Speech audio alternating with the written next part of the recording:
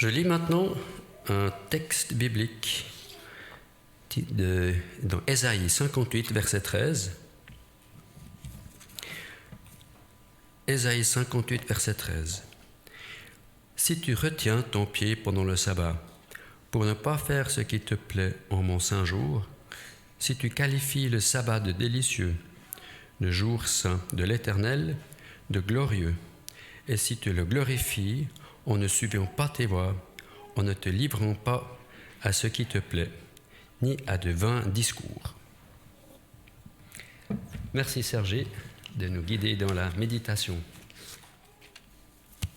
Et bonjour à tous, plaisir de pouvoir vous retrouver. C'est vrai qu'il va falloir réfléchir un tout petit peu ensemble au concept fredonné, car aujourd'hui on s'est emballé un tout petit peu tous, parce que j'entendais un gloire à Dieu, je me disais là, les fredonnements, je crois qu'on est allé à un niveau plus.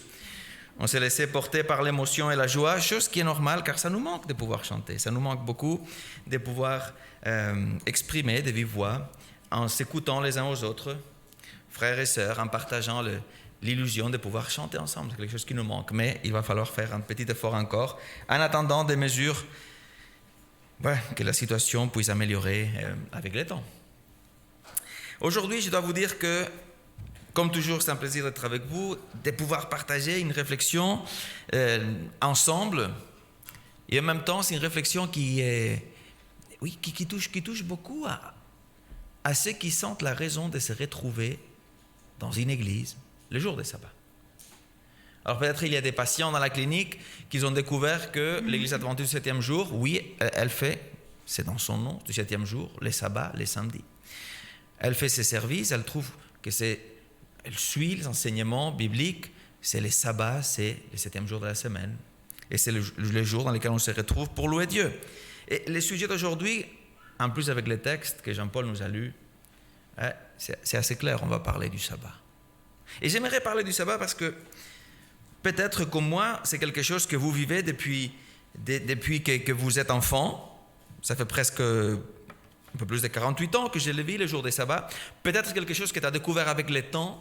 C'est quelque chose que tu découvres, que tu intègres dans ta vie. Chacun à son rythme, à sa façon. Peut-être quelques-uns, tout simplement, parce que c'est une expression de la volonté de Dieu qu'on trouve dans les 10 commandements. D'autres parce que il suit l'exemple du Christ et des premiers chrétiens qui gardaient ces jours-là. Chacun a ses raisons. Mais on se trouve le jour des sabbats ici. Et pour discuter du jour des sabbats, j'aimerais vous raconter l'histoire d'un jeune homme. C'est un jeune homme comme il peut être n'importe lequel. Jeune homme, dans une famille dans laquelle il partageait des principes de foi.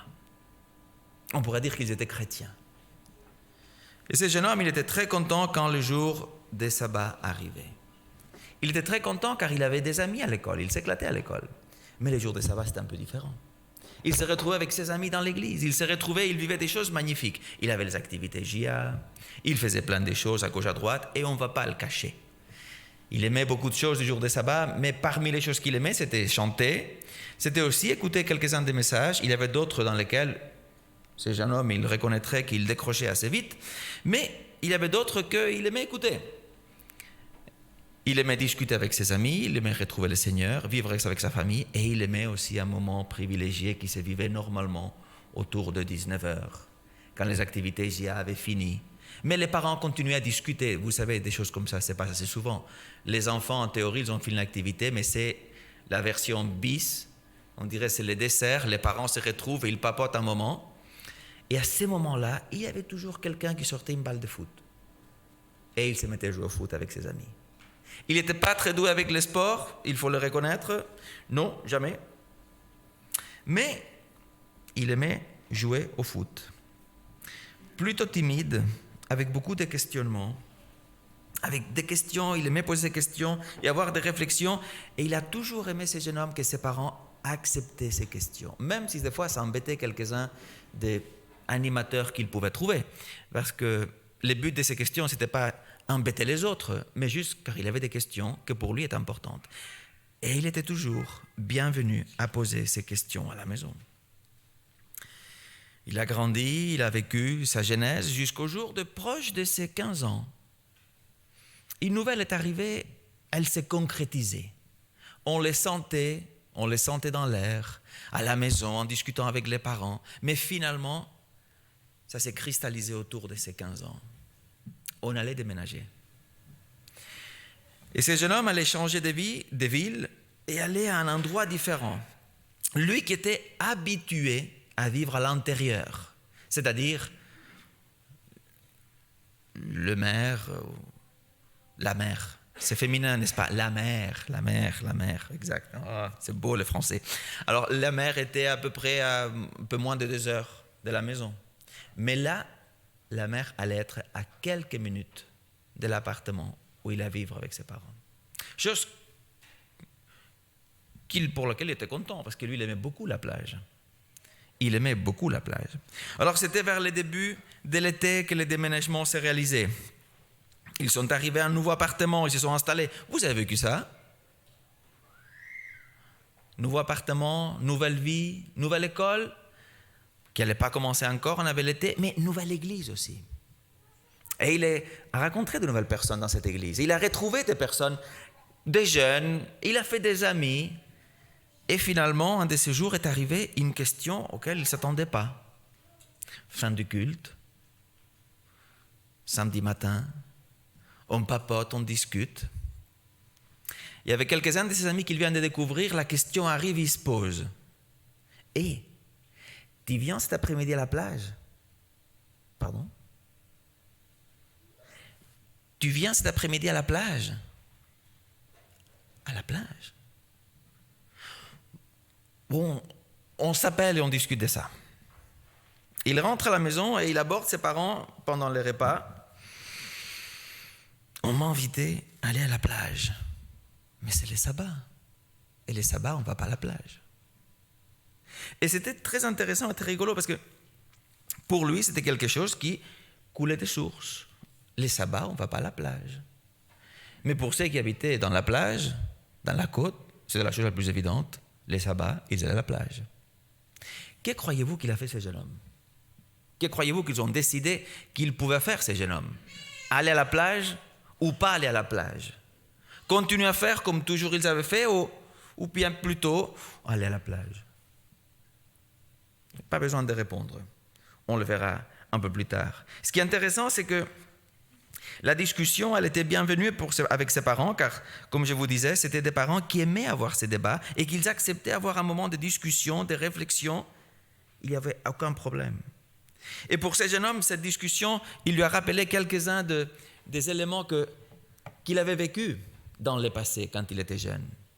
À l'église dans laquelle il était enfant, où là il a grandi, où de temps en temps, il y avait ces discussions qu'il a entendues même après. Ce qu'on peut faire et pas faire les jours de sabbat. Et normalement, si vous mettez la présentation, ah c'est bon, ok, cool. Ah ok, merci, le mec, vous êtes doué.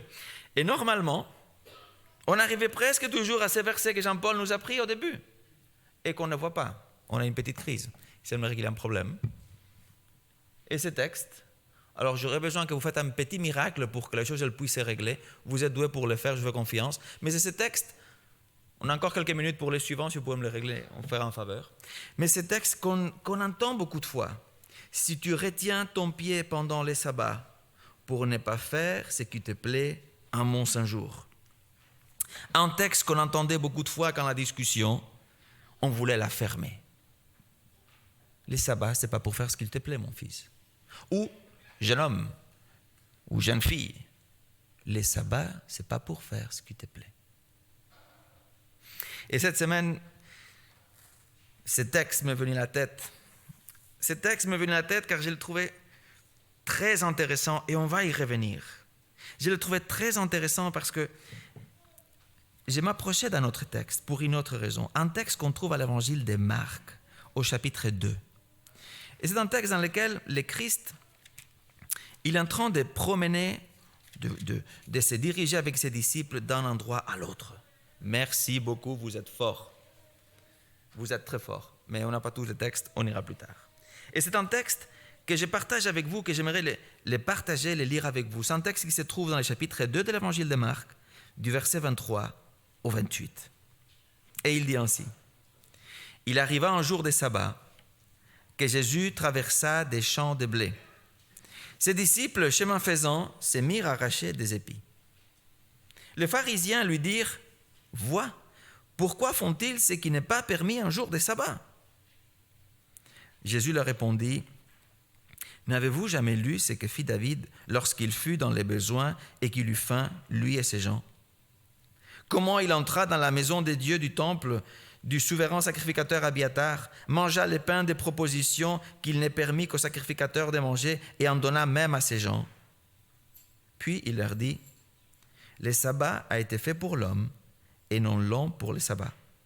De sorte que le Fils de l'homme est maître même du sabbat. » Et je trouve que c'est un texte très intéressant.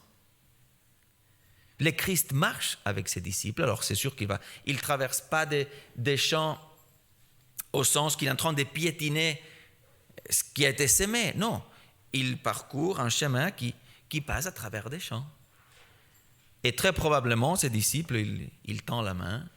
Et puis lui, qu'il va aller plus loin, non seulement il prend des graines, des épis, mais il les frotte entre ses mains pour enlever les grains et laisser tomber la paille. Et il y a cette réflexion qui vient tout de suite après. Cette réflexion qu'ils vont faire les pharisiens. Ce qu'il faut faire et pas faire. Merci beaucoup.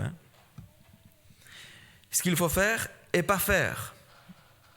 Réflexion que le Christ va essayer de répondre avec un argument biblique textuel, et il fait allusion à cette histoire de David et les pains de la proposition, et aussi l'essence du message biblique, les versets 27, 28 qu'on voit ici. Et que sentez-vous lisant ces textes? Vous vient-il des souvenirs du passé ou même des questions que des fois on peut avoir sur ce qu'on fait ou on ne fait pas, ou peut-être signe des vertus du Covid? Chacun est chez soi et personne ne se pose la discussion de ce qu'il fait l'autre, car étant donné qu'on est tous derrière un masque et à la maison, ce qu'on fait les jours des sabbats, c'est pour nous. Et on ne discute plus. Personne le voit, personne l'entend. Que sentez-vous en lisant ces textes? Est-ce que ça vous amène à une certaine réflexion? Qu'est-ce qu'il a fait ces jeunes hommes? Ces jeunes hommes surpris, peut-être même, je ne sais pas si dire le mot, scandalisés quand un de ces jeunes avec lesquels il partage, il commence à grandir une amitié, qui partagent la même foi que lui, tous les deux, ils sont baptisés, ils ont donné sa vie au Christ. Et il lui dit, tu veux venir samedi après-midi à la plage? La plage? On ne peut pas faire ça. Était-il un peu scandalisé? Peut-être comme ces pharisiens, scandalisés. Peut-être comme ce jeune homme a découvert quelques années plus tard qu'il a scandalisé une sœur qu'il a invitée avec son épouse après avoir fini le service à l'église.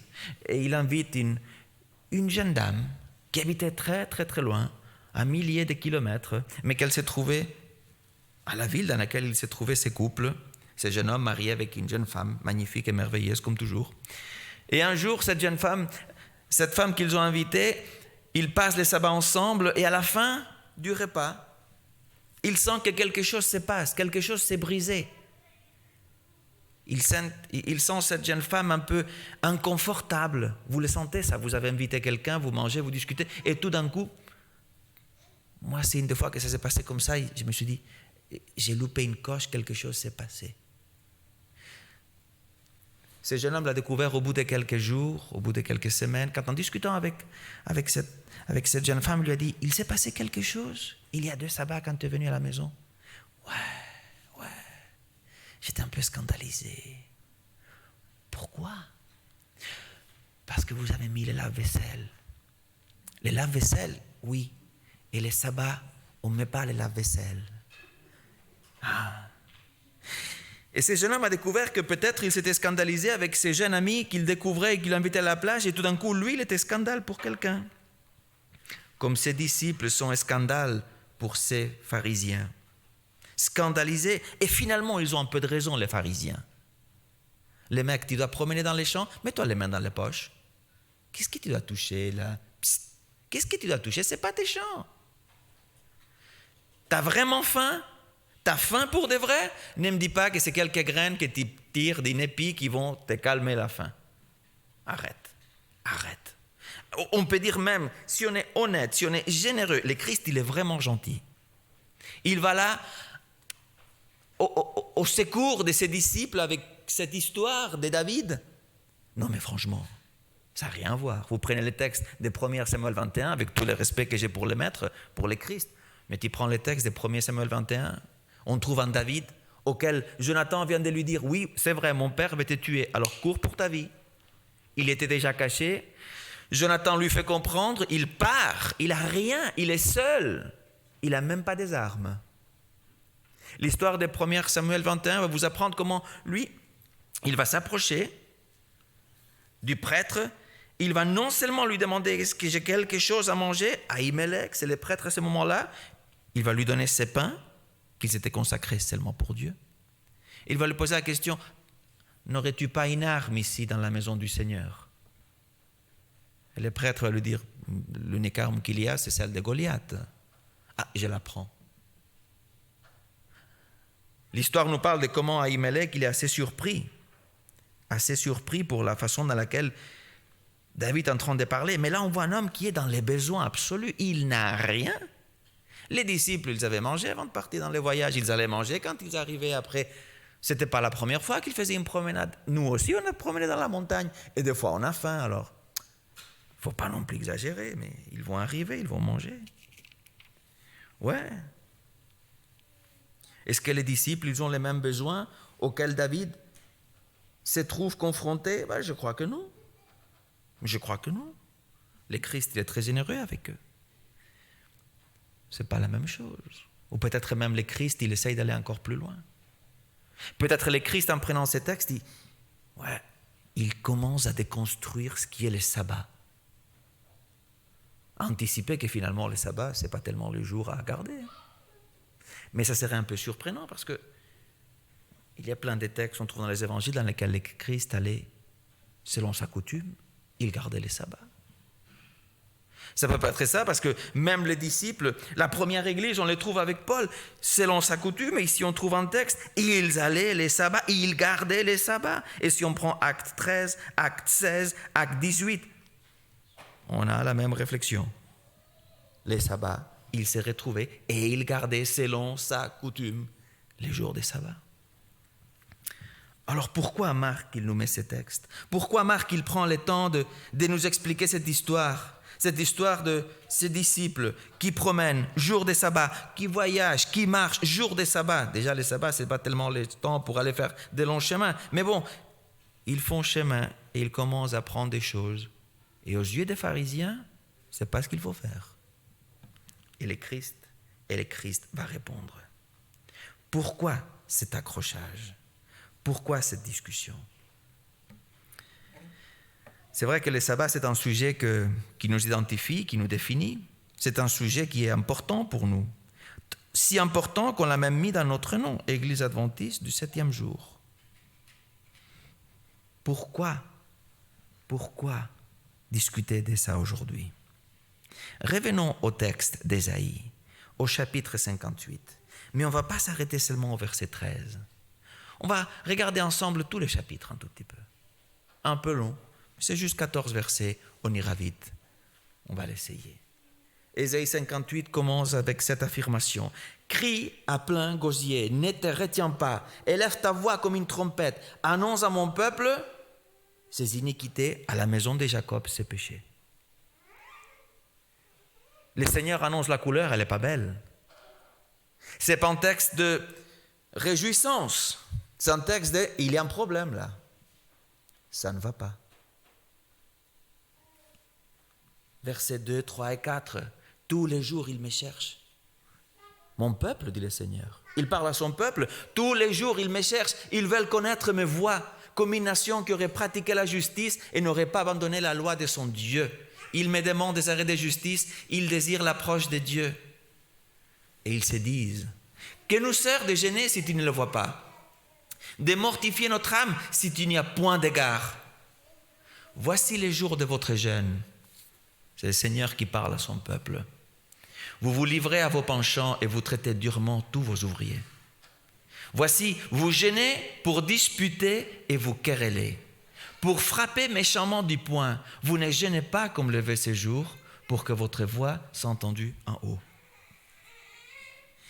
Le Seigneur dénonce un jeûne qui devrait être une chose et il est une autre. On parle du sabbat et dans ce chapitre on parlait du jeûne et du sabbat. Et il commence en parlant du jeûne et il dit, vous voulez faire du jeûne un moment de retrouvailles avec moi? En réalité, c'est une façon pour vous disputer avec vos frères. Il continue avec les versets 5, 6 et 7. Et c'est là les jeûnes auxquels je prends plaisir, c'est le Seigneur qui parle. Un jour où l'homme humilie son âme, courber la tête comme un jonc, se coucher sur les sacs et la cendre. Et c'est là ce que tu appelles un jeûne, un jour agréable à l'Éternel? C'est des questions que le Seigneur laisse pour son peuple. Crois-tu que ce que je veux, c'est que tu sois comme ça? Tête courbée comme un jonc, couché sur les sacs et la cendre? Une expression qui est celle de, quand quelqu'un décède, de vivre le deuil profondément. Est-ce que tu crois que je veux ça quand tu fais le jeûne? Que tu vives la misère, que tu vives la tristesse, que tu incarnes le pire moment. Voici les jeûnes auxquels je prends plaisir, dit le Seigneur. Détache les chaînes de la méchanceté, dénoue les liens de la servitude, renvoie libres les opprimés, que l'on rompe toute espèce de joug. Partage ton pain avec celui qui a faim. Fais entrer dans ta maison les malheureux sans asile. Si tu vois un homme nu, couvre-le. Ne te détourne pas de ton semblable. Voici ce qu'il revendique, le Seigneur, quand il parle du jeûne. Et il va venir avec un texte. Si tu fais ceci, alors ta lumière poindra comme l'aurore, verset 8. Et ta guérison germera promptement.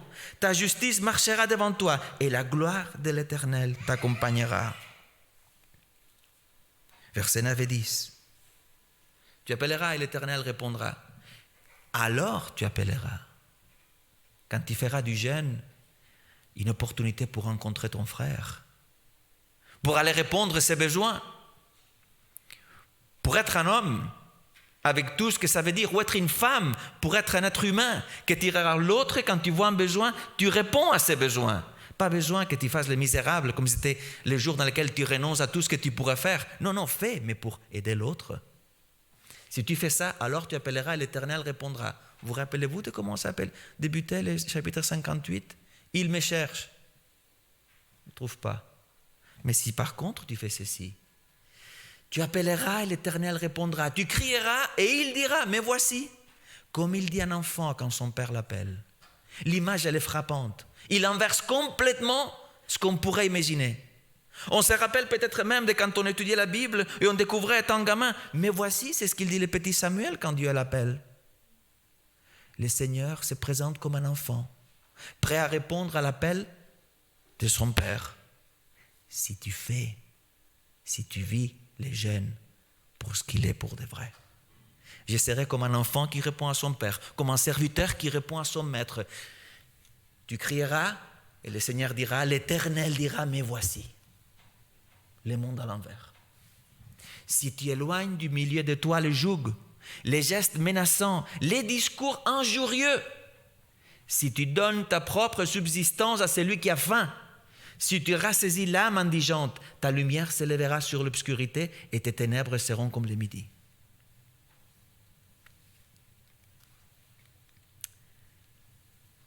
L'Éternel sera toujours ton guide. Il rassasiera ton âme dans les lieux arides. Il redonnera de la vigueur à tes membres. Tu seras comme un jardin arrosé, comme une source dont les eaux ne tarissent pas. Les tiens rebâtiront sur d'anciennes ruines. Tu relèveras des fondements antiques. On t'appellera réparateur des brèches. C'est lui qui restaure les chemins, qui rend les pays habitables. Et là, on trouve les textes du sabbat. Si tu retiens ton pied, qu'est-ce qu'il faisait ton pied? Chercher des discussions inutiles? Profiter du jour des jeûnes pour te confronter à ton frère? Établir un joug qui était inutile? Des vains discours? Argumenter sur les chemins à côté de Dieu? Mais qu'est-ce qu'ils font tes disciples? Ils prennent des épis. Qu'est-ce que ça peut t'emporter? Qu'est-ce que ça peut t'apporter à toi? En quoi ça t'enrichit? Si tu retiens ton pied pendant les sabbats pour ne pas faire ta volonté, celle de trouver la différence avec ton frère, celle d'accuser, pour ne pas faire ta volonté en mon saint jour, si tu fais du sabbat tes délices, pas mes délices, tes délices. Si tu fais des sabbats tes délices pour sanctifier l'Éternel en les glorifiant, et si tu l'honores en ne suivant point tes voies, celles qu'on a vues au début du chapitre, en ne te livrant pas à tes penchants et à des vains discours, alors tu mettras ton plaisir en l'Éternel, et je te ferai monter sur les hauteurs du pays, et je te ferai jouir de l'héritage de Jacob ton père, car la bouche de l'Éternel a parlé. Alors, le sabbat, c'est un jour unique et merveilleux. Et je crois que le sabbat est un jour exceptionnel. Et aujourd'hui, j'ai monté juste un moment, je devais imprimer justement la liste des personnes qui se trouvent ici, vous le savez. Et pour cette raison pour laquelle je tiens à remercier Ruth qui nous aide toujours et David qui est en bas en train de nous aider à suivre les personnes pour être d'accord avec les autorités. Et quand j'ai monté, je me retrouvais avec des frères qui venaient et on disait mais quelle belle journée qu'il fait aujourd'hui. Rappelez. Quelle belle journée. Quel soleil magnifique. Les sabbats, c'est un jour précieux. Et ces sabbats, il faut le dire, c'est un des jours les plus beaux depuis longtemps. Les sabbats, c'est un jour unique. Un jour à vivre, à partager. Sais-tu ce qu'il s'est passé avec ces jeunes hommes, avec ses amis qui l'avaient invité pour aller à la plage le samedi après-midi? Veux-tu le savoir? Je ne vais pas te le dire, car ce n'est pas important ce qu'il a fait ou pas fait. Car il y a le problème de regarder les sabbats, c'est qu'on s'arrête beaucoup de fois avec savoir ce qu'il faut faire ou pas faire. Ce qui est intéressant, c'est que ces jeunes hommes, ils savaient, et il a toujours su que les sabbats, c'était un jour unique, extraordinaire, et que les sabbats, c'était un jour qui lui rappelait une chose, qu'il pouvait avoir des questions avec ses études, qu'il pouvait avoir des éléments pour lesquels il n'avait pas une réponse, que la science, des fois, les défiait sur cette affirmation, que Dieu est le créateur de la vie. Et ce jeune homme, il a accepté dans sa vie la tension entre ce que je crois et ce que je peux prouver. Mais il a toujours su et accepté qu'il gardait le sabbat parce que la vie dans le monde, la vie qu'il habitait, la vie, le monde, c'est grâce à Dieu qu'il existe. Ce jeune homme, il a appris aussi que la vie telle qu'on la comprend aujourd'hui, avec la liberté de laquelle on réjouit sans se rendre compte, il gardait le sabbat parce que c'est l'idéal pour l'homme d'être un homme libre. Et le sabbat lui rappelait ça. Parce que le Seigneur non seulement nous a libérés, dans ces textes il parle d'Égypte, mais il nous a libérés aussi de l'oppression et l'esclavage du péché. Ce jeune homme, il a appris quelque chose aussi. C'est que le sabbat lui rappelait non seulement que l'origine de la vie et sa vie c'était grâce à Dieu, non seulement que Dieu le voulait comme un homme libre, comme il a libéré son peuple d'Égypte, libre du péché aussi, mais il a rappelé aussi, il gardait les sabbats parce que les sabbats c'est les jours dans lesquels on se retrouve et on se dit tous, quand on l'accepte, on est tous membres de la famille de Dieu. On est son peuple. Et c'est la raison par laquelle il gardait ses sabbats. Ce jeune homme toujours timide, il a pris quelque chose au sujet du sabbat qu'il aimerait partager avec toi. C'est que de temps en temps, malheureusement, on entend à gauche à droite des discussions comme les pharisiens, ce qu'il faut faire ou pas faire les jours des sabbats, et qui cachent la vraie question qui se trouve depuis l'origine du monde, depuis que l'être humain a découvert que sa vraie condition est celle de la liberté et qu'il peut devenir et faire partie de la famille des enfants de Dieu. La vraie question, pourquoi Marc nous a partagé ces textes? Parce que Marc, avec toute sa surnoiserie, nous met ces textes pour poser une question. Comment est-ce possible pour des hommes de marcher les jours choisis par Dieu, les jours privilégiés pour le Seigneur, de marcher avec des hommes et s'arrêter à ce qu'il se passe avec des épis et pas reconnaître le Dieu qui est en train de marcher avec eux. La question derrière ce texte, la question derrière cette réflexion, la vraie question, c'est pas ce que tu fais du jour de sabbat, mais avec qui tu vis les jours de sabbat. Car ce n'est pas important si tu vas à la plage, si tu joues à foot, si tu vois la télé, si tu mets la vaisselle, ou si simplement tu t'assois sur un joli banc à regarder la création et dire merci Seigneur, je suis vivant. Mais le plus important, c'est avec qui tu passes le sabbat. Es-tu prêt à le vivre avec Dieu? Sommes-nous prêts à le vivre avec ceux qui nous entourent, avec ceux qui peut-être même nous lancent les défis? Oui, ils sont démunis et on pourrait les répondre. Oui, ils vivent sous les jougs et on pourrait l'enlever. Peut-être même, c'est moi qui ai créé ce joug et moi je pourrais l'enlever. Et mon regard pourrait faire que cette personne soit libre